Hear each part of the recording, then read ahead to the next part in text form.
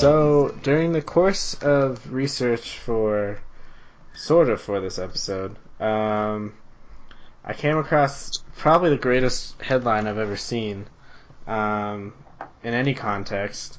I'm going to read it for you. It's on this website, Consequence of Sound, and it says, Nickelback's Chad Kroeger slams Slipknot's Corey Taylor. Oh shit, no, that's the wrong one. My bad. Disregard. What a start to an episode. No, okay, well that was the original article. They changed it, they updated it because there's a secondary part. So it's Slipknot's Corey Taylor claps back at Nickelback. Smash Mouth chimes in, a rock feud for the ages. Just the three legends and like the Mount Rushmore of rock and roll clashes, right? Yeah, exactly. It's just I don't even know how to feel with all these legends throwing hate at each other. Basically what happened is like an interviewer insinuated that actually it wasn't Slipknot itself, it was one of the Corey Taylor, the lead singer of Slipknot's side projects. He insinuated that one of those sounded like Nickelback, and Chad Kroeger respectfully disagreed. He said they sounded like they're nowhere near as good as Nickelback, and they sound like Nickelback light, which is one of the worst insults you could say to any band. Yeah, like you're not the worst band of all time. You're somehow a cheap knockoff of the worst band of all time. Yeah. So, and then Smash Mouth. So that was like the first article, and Smash Mouth replied to like that article on Twitter, and said, "We see what Chad is saying, but Slipknot has more than pulled it off. Feels authentic." Because he went on to the Nickelback guy went on to say like they were gimmicky. So Smash Mouth tried to play like, arbitrator here, and pull everyone together. It's a classic Smash Mouth move. They're ridiculous on Twitter. They have some terrible opinions. Yeah, no, they got one of the best Twitters out there, or one of the worst, depending on how you look at it. Yeah, exactly. And then Corey Taylor responded to Chad Kroeger by saying that he is to rock what KFC is to chicken. Oh, I fucking love it. Yeah, so this is fantastic. I can't wait to keep following this feud. And look out for the next chapter in this epic saga. Yeah, no kidding. Welcome back. It's episode 5 of season 2. We're on to the 90s. If you haven't already, remember to subscribe and rate us on iTunes. I will check again to see if we have a second rating this week. Follow us on Twitter if you've not already at DBuddiesPod. Like us on Facebook. Retweet tweets. Yeah, we have some. Yeah. Yep. Yeah. I was thinking about going after Joe Jonas again on the Twitter account, but I don't know how to do it. I want to do it tastefully, Yeah. The son of a bitch deserves it, so I think we should do it. I think we should start going after like a lot of the major artists right now. Like, let's go at like Bieber. Let's go after Bieber a bit. That asshole deserves it. I don't know. There's just a bunch of artists that are kind of dicks. It's kind of it's an artist thing to do, as we'll get into later this episode. But yeah, let's just go after people on Twitter. All right. Really immature about it.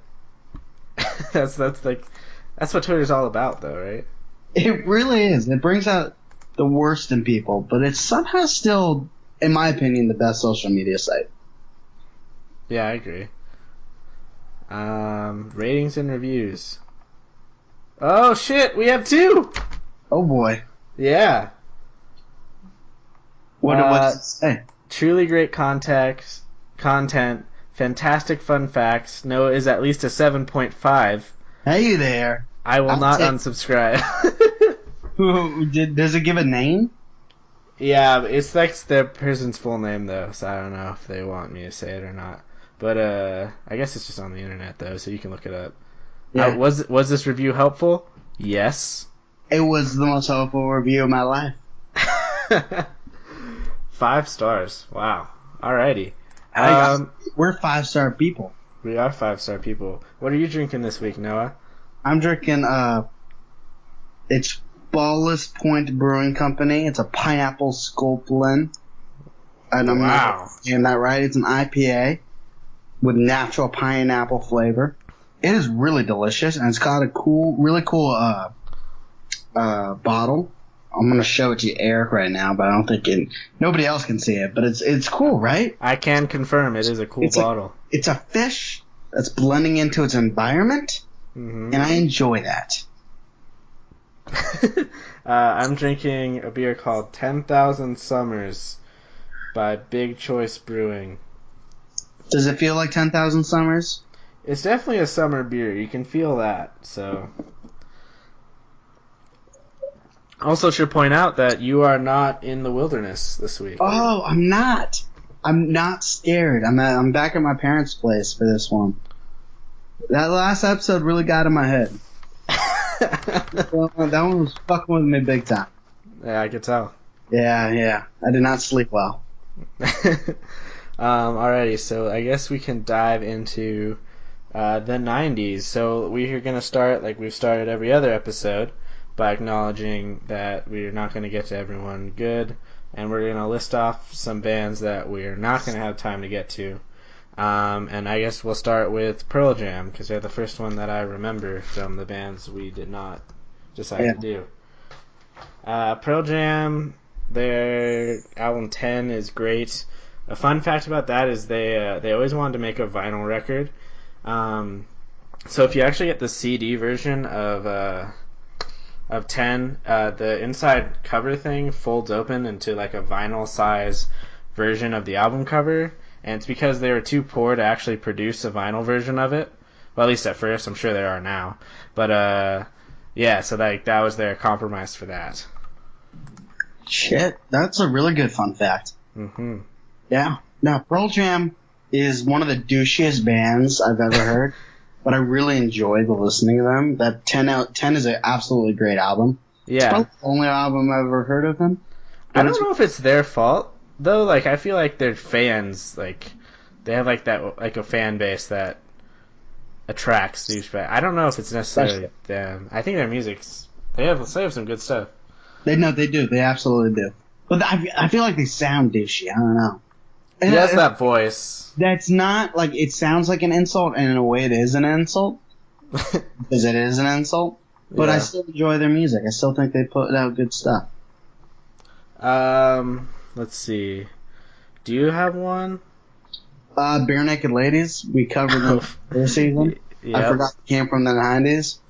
Possibly the greatest band of all time. I don't know. That's an opinion that's out there. It's for others to decide. Yeah. Because they don't care. They just want to do what they want to do. A band that rivals Nickelback as one of the worst bands of all time, Radiohead. We were talking about this. They're critically acclaimed to be really good, but they're really bad. Yeah. It doesn't make sense. I don't get it.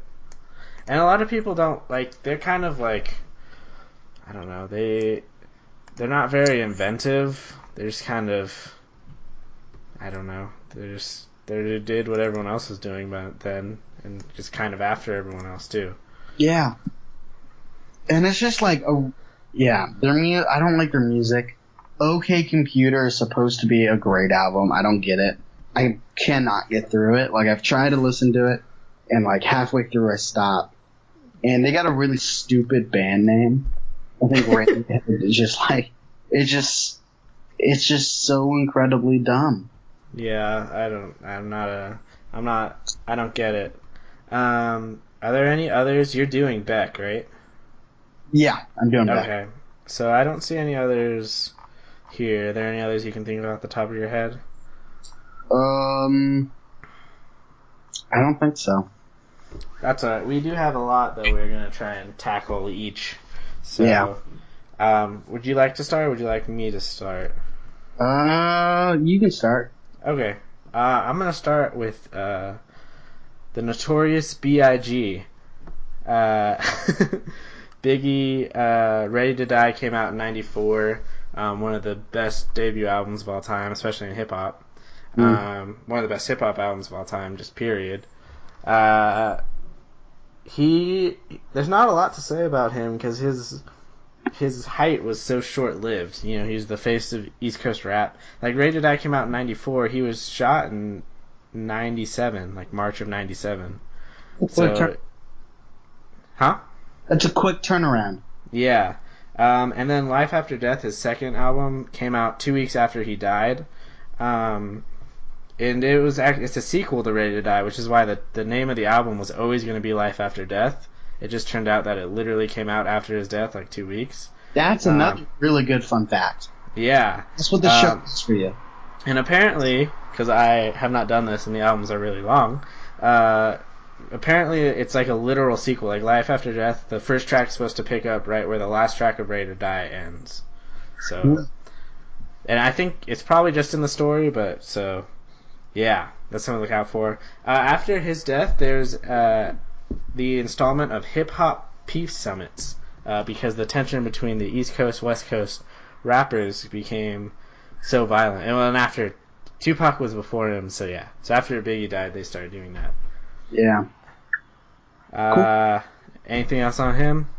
No, he's pretty solid. He's pretty good. No, I talked a lot about him in the rap episode back in the first season, so long ago.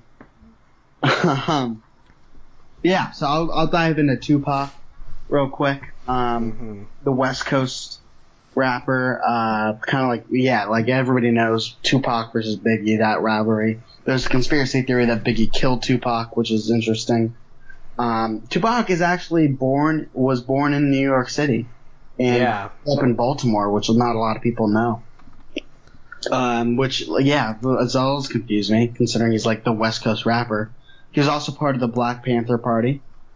Fun. He also joined Young Communist League in the United States.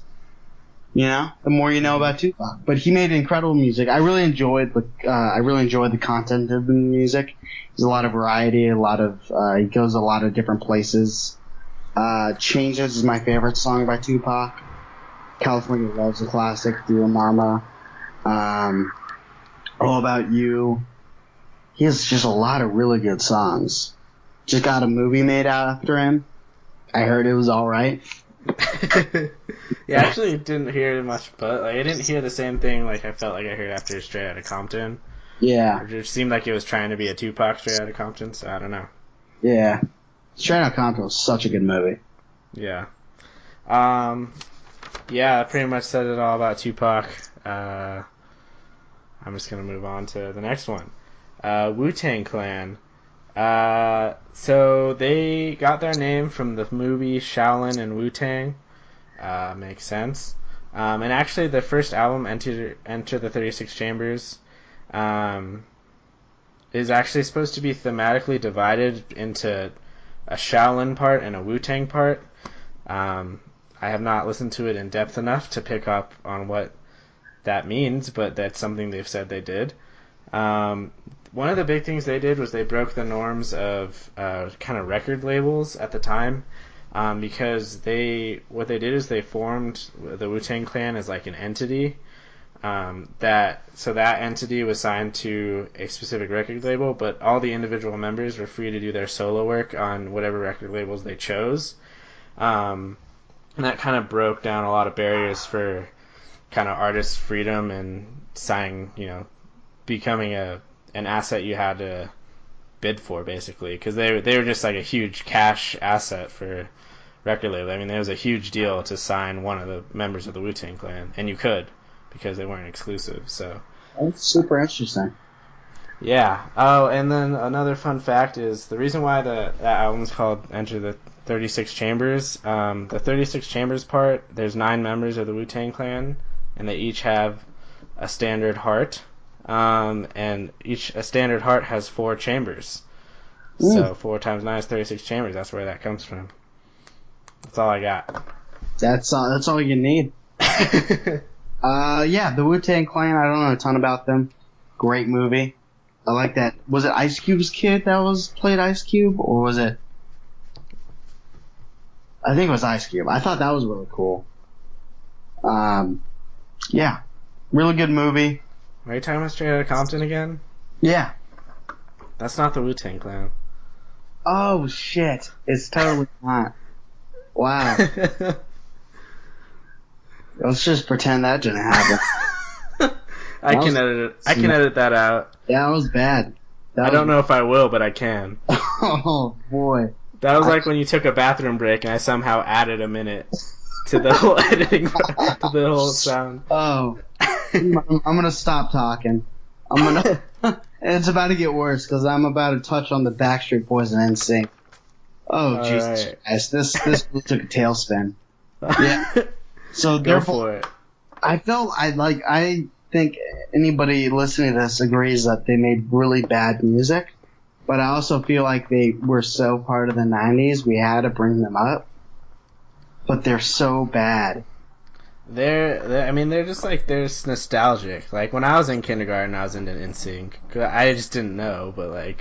Yeah, they're super nostalgic, and they also, like, I felt like they paved the way for a lot of boy bands and a lot of pop in the 2000s.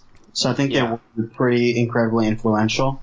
Fun fact about the lead guy from Backstreet Boys, in 1992, I can't remember his name, in 1992, he lived in the same building as Justin Timberlake, Britney Spears, and Ryan Gosling, which is a weird, like, blend of people, you know? Mm-hmm.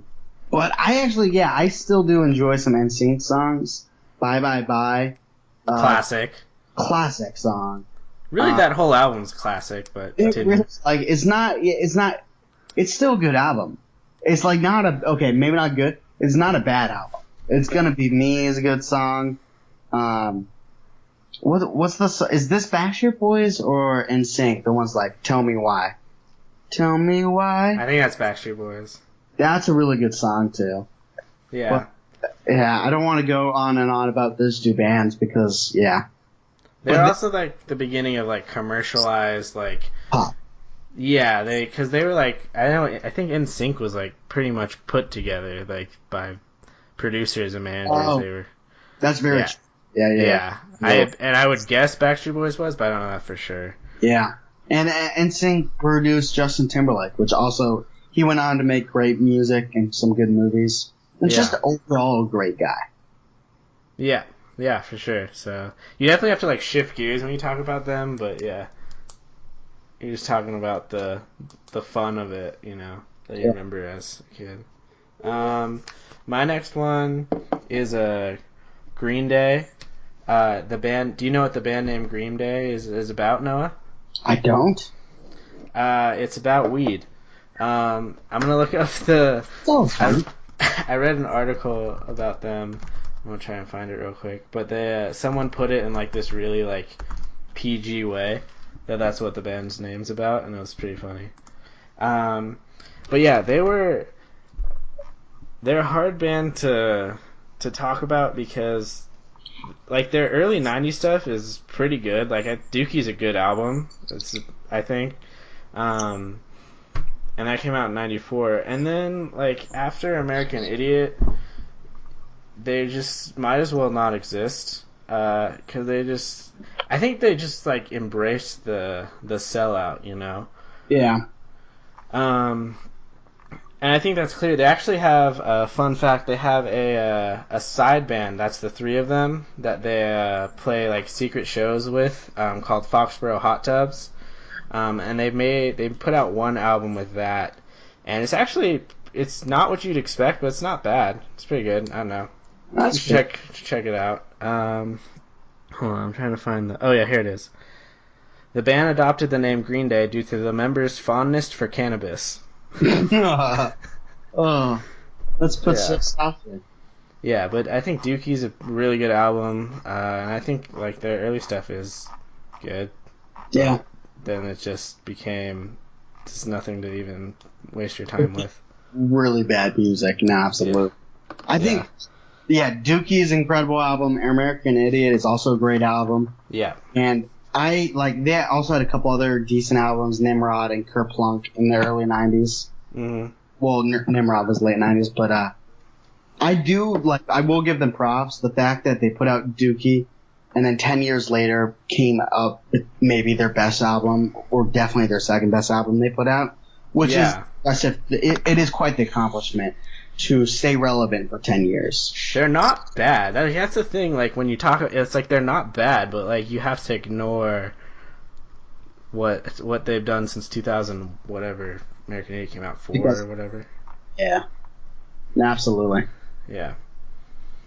But American Idiot was huge for, I don't remember, like, in elementary school for you, like, that was a big deal. That was a huge deal. That was, they were the band for quite some time. Yeah. And also the band 10 years earlier, they were, Yeah, so that's pretty impressive. All right. Yeah. So I got Rage Against the Machine.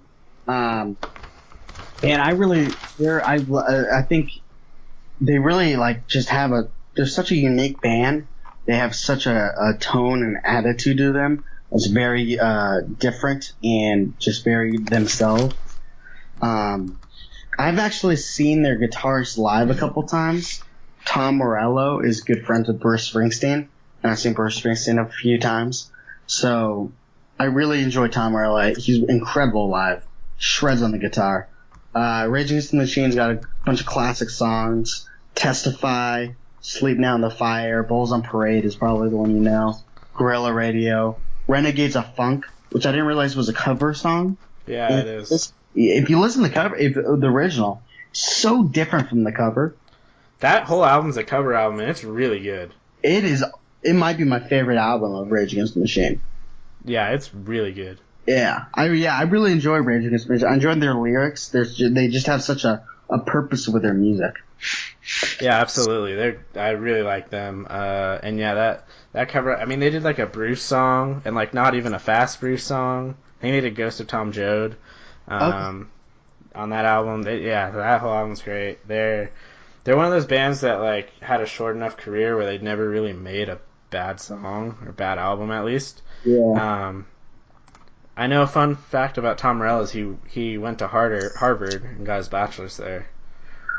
Damn. So. Well, good for him. Alrighty. My next band is Smashing Pumpkins. Their front man, Billy Corgan, he's like pretty much the guy in the band. Everyone else around him kind of changes. That's mostly because he's apparently a huge dick, and no one really likes working with him. And their biggest album, Siamese Dream, which is it's a great album.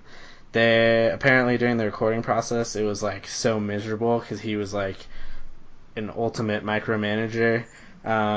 Like the bassist would like lock herself in the bathroom until she had to like do stuff, so she like didn't have to talk to him, and like just crazy things like that. And then he would apparently he spent like entire days on just like 45 seconds of sound, like editing it and just going over it over and over again. He was just so obsessive, and it was like they came in like 3 months late and like $2,500 over budget. I read somewhere, because they're kind of billed as like the next Nirvana after their first album, and like by then everyone wanted to find the next Nirvana. Like that was the big thing around this time. So they were given like a lot of like liberties in that sense, where they could spend $2,500 more than the record label wanted them to and like be late. But yeah, and then they're credited with inventing something called the pumpkin chord. So if you listen to the song Chirrup Rock, which is one of their most popular ones, I think it was on a Guitar Hero, so a lot of people will know it. You'll know, like, it kind of sounds like he's playing over himself, and that's because he kind of is. He's playing like a chord and just like some more notes that aren't in the chord on top of it. That's basically all it is. But it kind of became their like distinct sound. And he actually stole that from Jimi Hendrix. A lot of people don't know that. And it's actually called the pumpkin chord because of Smashing Pumpkins. But yeah, he stole that from Hendrix. So there you go. Good stuff. Mm-hmm. Yeah, I don't really have much of an opinion on Smashing Pumpkins, so I'm just Siamese Dream is a good album. I'll check it out. Yeah. Now, I'm gonna move on to Weezer. And yeah, Weezer is. I think they're fantastic. One of the best bands of the '90s. Beverly Hills, Say It Ain't So, Buddy Holly, Undone, and my thing. I'm gonna bust out a really hot take right now. I don't think there's been a better rock album since they put out the Blue Album in 1994. 94. Yeah. I mean, that's the only kicker. Like, if the Blue Album, because like Weezer, I would maybe thought it might have been like 96. Mm-hmm. Then maybe, I don't know. I can't name an album that came out though, like in 95 or 96, I guess. But yeah, like there might be albums just as good, but there's not an album where I'm like, that is definitely better than the Blue Album. That Blue Album is just a hit after a hit. Great. We can agree that's their best album by far. Oh, right? I think everybody would agree on that one. Yeah. And it also feels like the 90s. Like it is, like there's a few bands that we're going to talk about that is just very 90s. I think Nirvana also has that feel where it kind of just encapsulated that time. It kind of just summed up the feeling of youth at that time.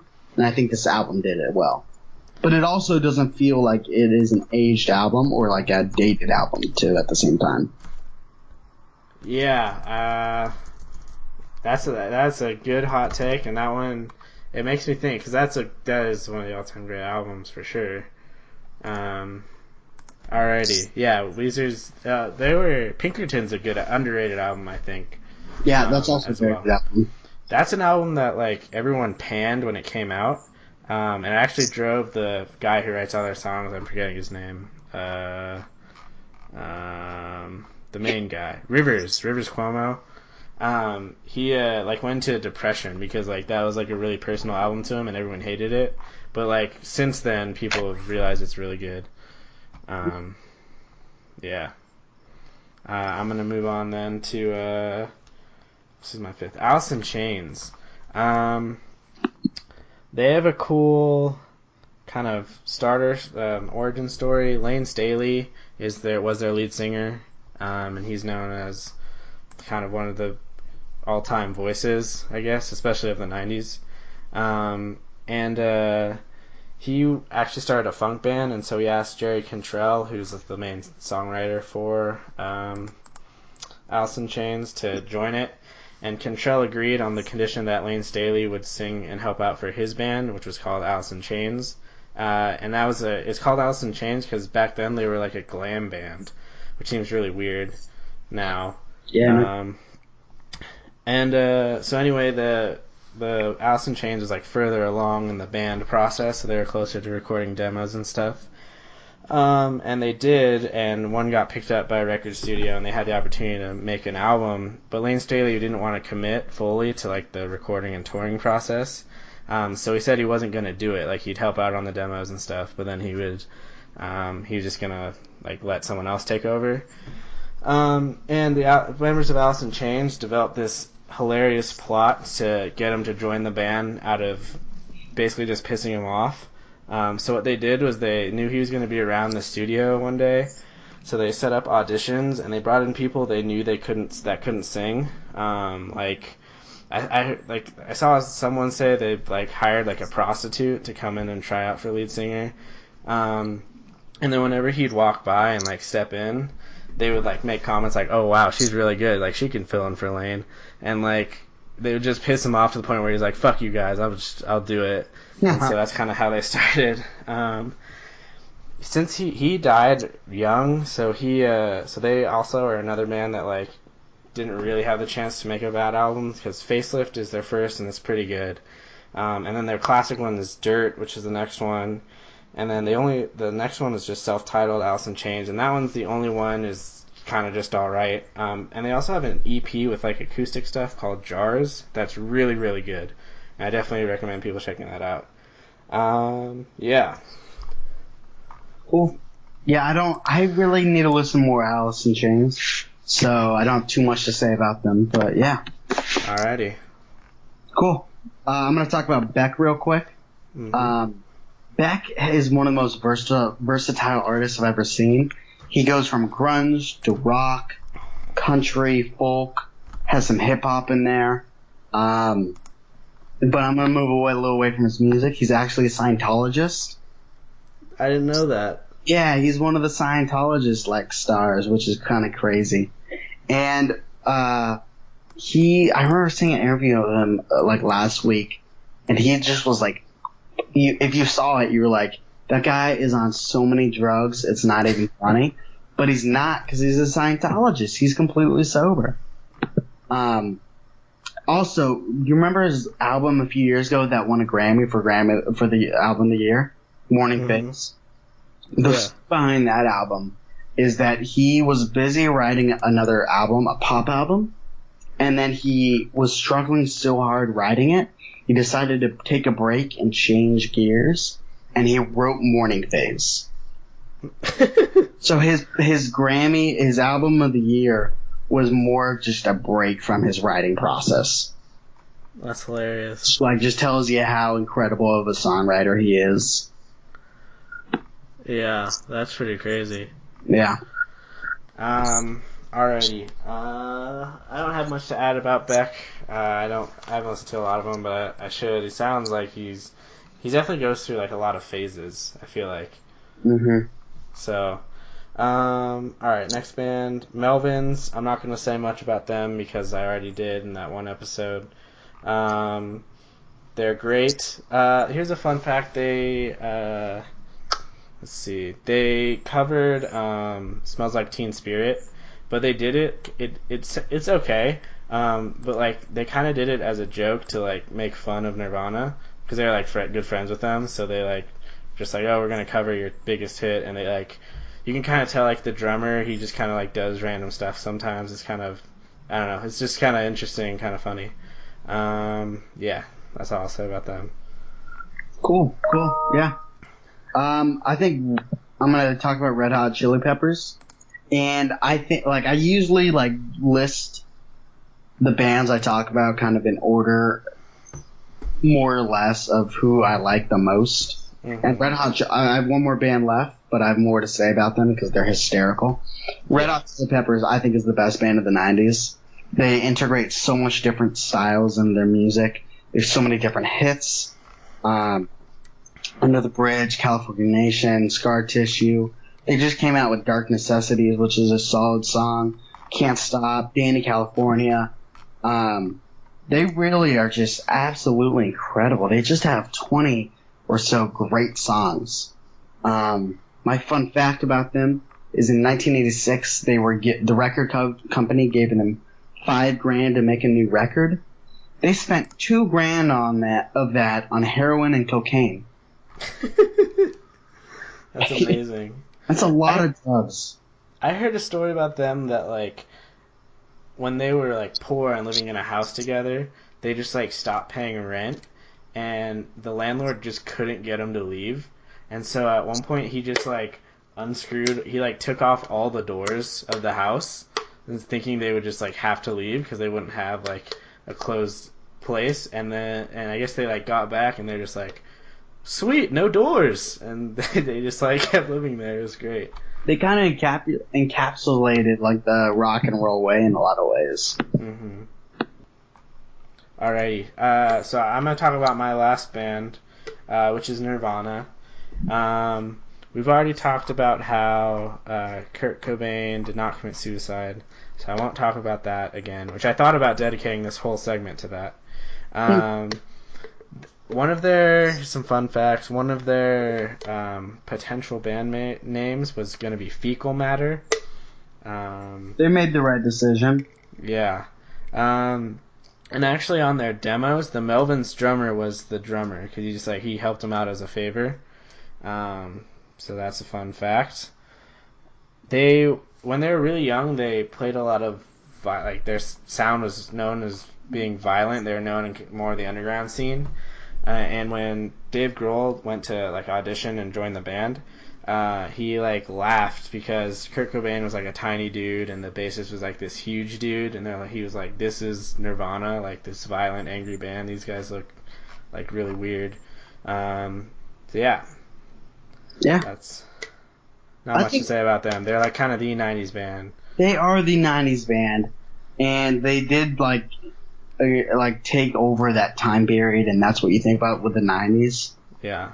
But there's just so many other bands that from the 90s that I'd rather listen to, including Red Hot Chili Peppers, including the band on the list, including Weezer and Beck, even though Beck kind of went from the 90s until current, you know. Yeah. And I'm not saying they're not great, but I think they're one of the bands where if they came like 5 or 10 years earlier or 5 or 10 years later, they would just be another band. Yeah, like they brought grunge to like a commercial space. So I like the thing. Yeah, so I don't know like if another band could have done that. I'm sure they could have. That's fair. But that's the only caveat. Like definitely, if they came 5 years later, they would blend in. But that's kind of because they brought what they were doing. They weren't the only ones doing it, but like they kind of brought it to a more of a commercial space, I guess. Yeah. No, that's a good. That's a good point. Cool. Oasis is the last band we're going to talk about. And guess what? Oasis is more than just Wonderwall or Champagne Supernova. They actually have a lot of really, really fucking good songs. And 2 absolutely quintessential albums. Definitely Maybe and What's the Story? Morning. Glory. Thank you. And then also Be Here Now is a great album, and there's one other album I'm forgetting the name of. They're a band you love or you hate. Yes, yeah. Absolutely. I get why people don't like them. Also, like the Smiths, if you've heard the Smiths. Yeah. Like I really enjoy them, but I get why people don't like them. But Oasis is so much better than just those 2 big songs. They have so many great songs and so many great hits. Be Here Now, that album is actually the fastest selling album in British history. But I'm going to move away from the music, even though I probably shouldn't, because their music is really fucking good. No, you absolutely should, because I know what you're going to talk about. Yeah, I'm gonna move towards. So the Oasis is led by 2 brothers, the Gallagher brothers, Liam and Noel. And it's mostly Liam I'm going to talk about because he's the funnier one. They have a lot of hot takes and they have a lot of strong opinions. They've talked shit on people, on musicians from Brian Wilson to One Direction. They've talked shit about Nirvana, Beyonce, Ed Sheeran, pretty much Jack Radiohead. White. He really hates Radiohead. Oh man, he hates Radiohead. Like, more than anybody else on this earth. You too. You too, yeah. Oh, I'll get to there though. So a couple quotes. He says, "This is mostly this is mostly Noel. I think no, they're all the same." He said, I didn't go to rehab like all me bandmates did, fucking lightweights." 1999. On the guy from Green Day, Billy Joe Armstrong. He said, "I'm not having him. I just don't like his head." Yeah, he has a lot of strong opinions that he just doesn't want to back up with like logic, and he's just really honest about it. You know, he doesn't like the guy from Green Day because he doesn't like his head. Well, there's a great one where he like ripped on Alt J, not because they had bad, like he's like, I can't stand Alt J. I like their songs. I actually paid for one of them. It's a good tune, but one of their guys has a mustache, and that's unacceptable. Oh god, I fucking love it. He is on record. So all along the Watchtower, Bob Dylan wrote the song, but like Jimi Hendrix covered it, and that's the song. That's the version everybody recognizes. Yeah. He hated on Jimi Hendrix version and called it like the watered down version of the original. Just like whether you like the original or not, it's definitely not a watered down version. He built on it a ton. Yeah, the guy loves Bob Dylan because he says that, but he also says, "I've heard a billion covers of Like a Rolling Stone, and they're all shit. You want to know why? Because Bob Dylan ain't singing," which I love. I love me some Dylan. He also said, "You don't have to be great to be successful. Just look at Phil Collins," which I agree with. Collins is not very good. And then the best quote is on U2's Africa campaigns. He said, "Play One," the song, like quote unquote one. "Shut the fuck up about Africa." Oh man, shits. Yeah. Oh, he's so good. It is quite the joy to read quotes from him. Yeah, highly recommend. I think it's good. Don't forget that. Yeah, the music's good. I am in the group that really really loves Oasis and pretty much all they do. I think they're one of the best bands from the '90s. They're top 3 band from the '90s. Oh yeah, yeah, they're so good. Yeah, it's just there's a good article that I'll point you guys to where it just says it's 101 things Noel Gallagher has been mad at, and it just lists them. There are a lot of things. Yeah, it's just like in number 12 is just his guitar skills, and it's just a quote of him saying, "I'm average at fucking best." Yeah. Oh, it's too good. Yeah.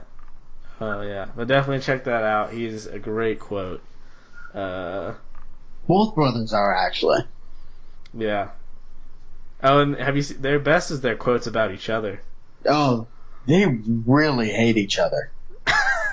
They really despise each other as people. Yeah. And I've seen a couple of quotes where they think that it's like, oh, it's just normal brothers fighting. I have a brother. That's not how brothers fight. They don't really despise each other. No. Oh, number 35 on the list is just the year 2013.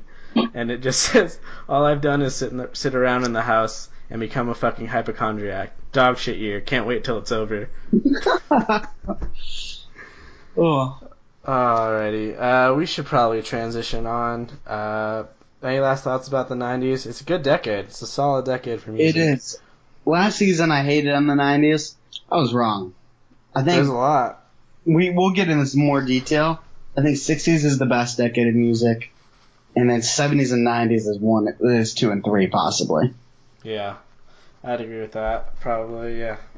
Alrighty, so let's move on. Do you have a fuck this thing ready to go? Alright, go for it. Alrighty, my fuck this thing is Splinters. Oh my god. Yeah. This is the worst. Earlier this week, I tripped off a deck. I stumbled, and on the way down, I got a splinter directly between my toenail and my toe, and it's directly in there, it slid perfectly in, and it was so deep in there, I couldn't get tweezers to pull it out, and I had to go to the urgent care, and I was there for an hour and a half, only to have them to recommend me to a foot doctor, and they had to put my foot asleep, cut off my toenail to take the splinter out. That's absurd. So painful. The night I got the splinter, they numbed my foot, so I didn't feel the surgery. The doctor said it compared it to it went in so smoothly. She was like, "Yeah, it's kind of like when you get shot in the head, but you survive. It's that rare and weird." And I was like, "Okay, that's an interesting comparison." But yeah. The reason why I said it was the worst was because you sent me a picture of it. Oh, yeah. No, it is a disgusting toe. Yeah. You were talking about it, and then I got a message that was photo. Noah sent you a photo, and I was like, I hope this ain't his toe. And it was your toe. It really fucking hurt. It sucked. I can't imagine. It still hurts, yeah. Don't get splinters in your toenails. So how'd you fall off the deck? Was it just you just tripped or whatever? Or? I took a step off, and I have really bad ankles, and I felt my ankle rolling, like I was about to sprain it. And I've gotten to the point where if I feel that, I just collapse on the ground, just to not put any weight on it, so I don't sprain it. So I just collapsed, and on the way down, my toe hit the side of the corner of the deck. That sucks. That is just brutal. Yeah. It's pretty shitty. My fuck this thing is a weird one. It's pretty out there, and I don't know why I remember this episode distinctly, but my fuck this thing is season 7, episode 6 of the child show Arthur. What? What? I didn't know. Fuck this thing I've ever heard of.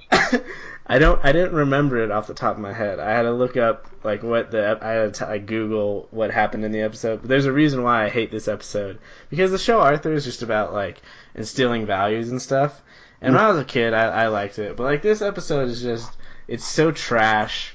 It's so just Arthur's just a douche in this episode. Like he's, I don't know.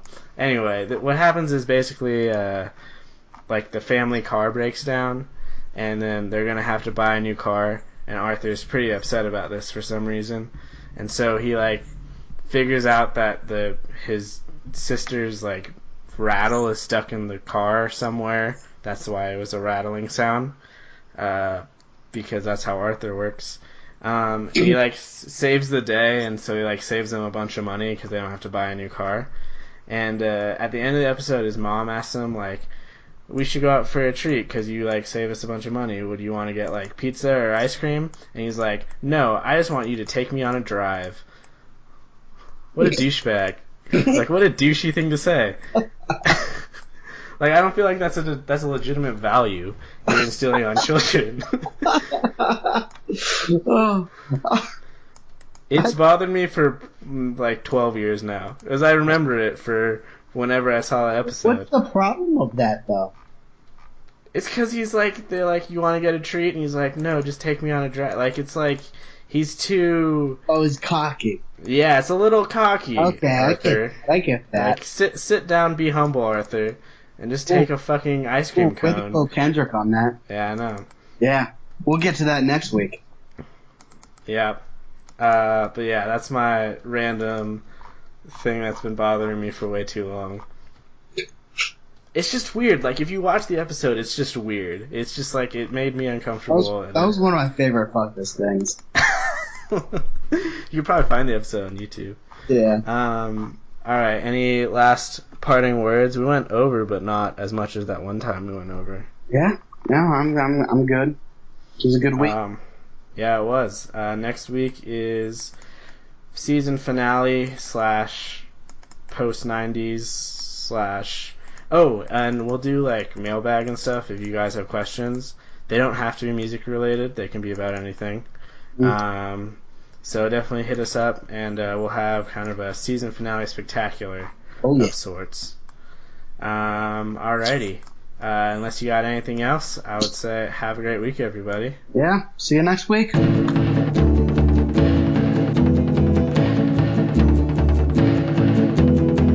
you knew Peggy Sue, then you know why I feel blue without Peggy. My Peggy Sue. I really gotta take a piss.